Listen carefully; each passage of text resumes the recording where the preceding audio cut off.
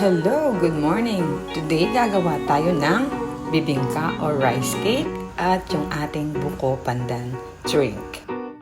Ang bibingka hindi lang para sa Pasko, pwede rin ito sa ordinaryong araw at pwedeng gawing negosyo. Una, sa ating mixing bowl ay maghahalo tayo ng harina, yung ating baking powder, sugar, salt, at ihalo-halo natin ito, yung ating mga dry ingredients. Sunod naman ay maglalagay tayo ng itlog, 4 na itlog.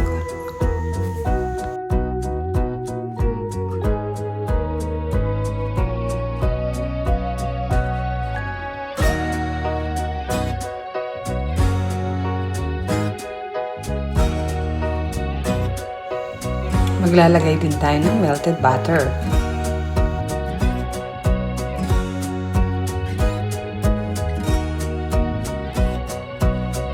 Condensed milk para sa magandang texture ng ating bibingka.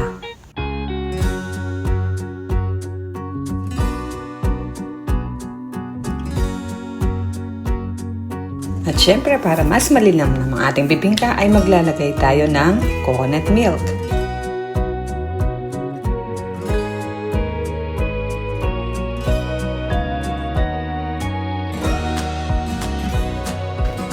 At mag-a-add din tayo ng water. At haluin ng mabuti until it's smooth at wala ng lumps o buo-buo. Para sa ating extra filling ay mag-grate tayo ng keso. Pwede rin siyang pang-toppings. At i-ready na rin natin yung ating mga itlog na pula or salted egg for toppings din.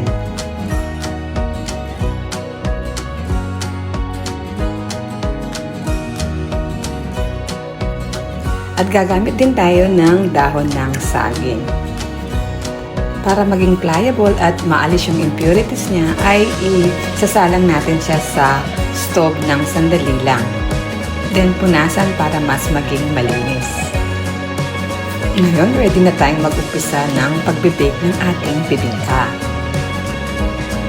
At dahil napainitan natin yung dahon ng saging, madali siyang ilagay sa ating mga baking cups.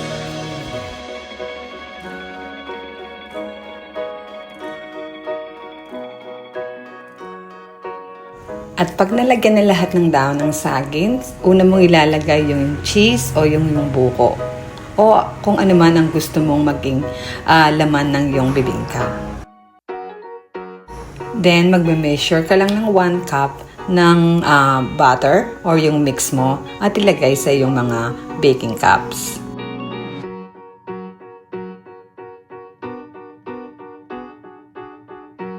Ready to bake na. So, i-bake mo siya ng 20 minutes, 180 degrees Celsius. So, pwede natin siyang iluto ng sabay dahil kasya yung 2 layer ng bibingka sa ating oven.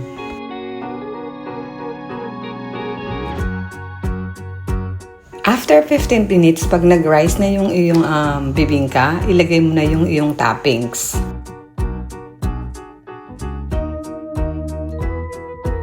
Ibabrush mo siya ng butter, yung melted butter, at lagyan mo ng konting annatto powder o atsuete para magkulay ng konti ang iyong bibingka. Then, mag-sprinkle ka lang ng konting sugar on top of the bibingka. Then, balik mo na siya sa oven. After 5 minutes, luto na ang iyong bibingka. Ayan, ready na yung ating bibingka with fresh grated coconut. Next, pang negosyo recipe natin ay yung ating buko pandan drink.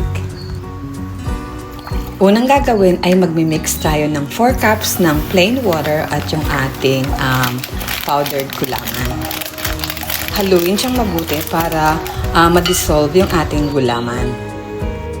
At pwede mo na siyang isalang sa stove at hanggang kumulo.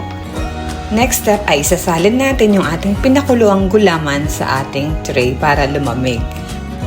Para mas malamig kagad, pwede mo siyang ilagay sa ref for 2 hours.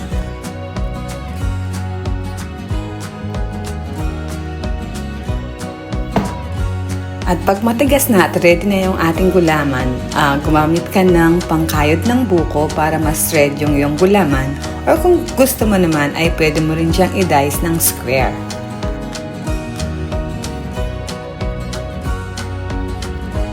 Since ready na yung ating gulaman, pwede na tayong mag-start ng paghalo na ating mixed drink na buko pandan.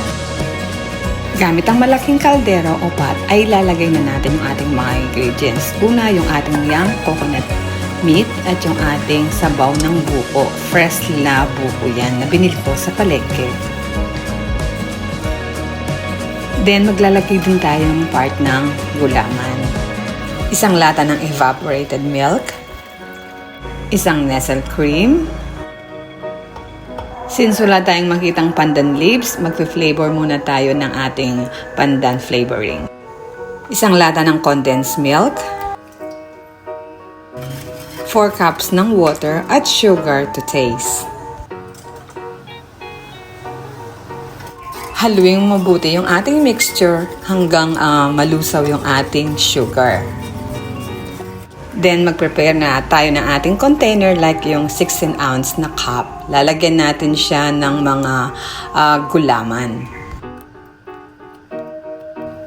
And pwede ka na rin mag-measure ng iyong mixed drink at isalin sa iyong mga cups.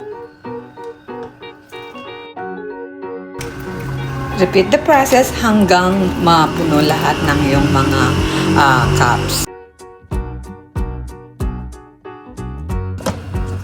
Then, cover it with the lid at pwede mo na siyang ilagay sa freezer para ma-chilled. Pwede mo na rin siyang ibenta for pickup. It will serve you 2 ways, drink at saka dessert. Ayan, ready na yung ating merienda, yung ating bibingka at yung ating buko pandan. Thank you for watching. Please follow for more. Bye!